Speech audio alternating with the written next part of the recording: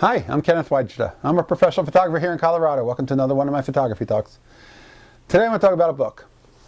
It's called Weegee by Weegee. So I was at a used bookstore last weekend with a buddy after we had dinner. We stopped by this used bookstore, and this is an autobiography that Weegee wrote. And I had talked about that book about 4x5 photography and strange days, dangerous nights. He's talking about the exact same thing.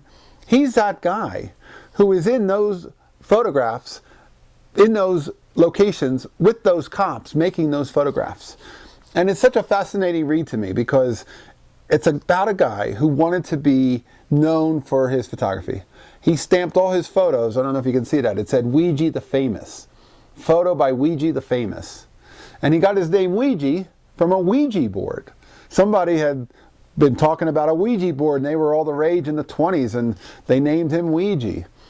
And he actually, I think he describes himself and pronounces it as Weegee. That's what he says, Weegee.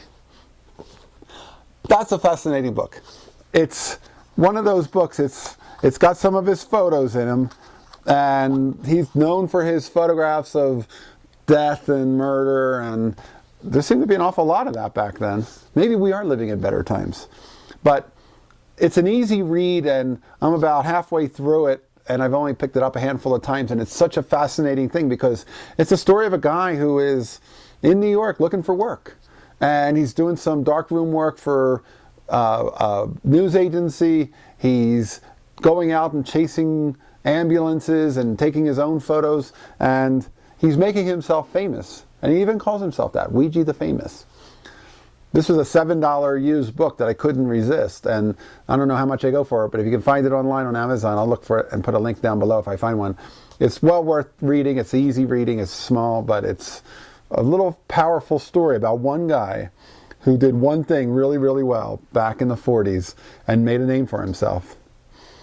And I have this interest in taking my speed graphic, putting a flash on it. I'll just put a 283 or a 285 Vivitar flash on it, and shooting some things. I'm not a flash shooter. I'm usually a person who doesn't like to use flash unless it's studio flash.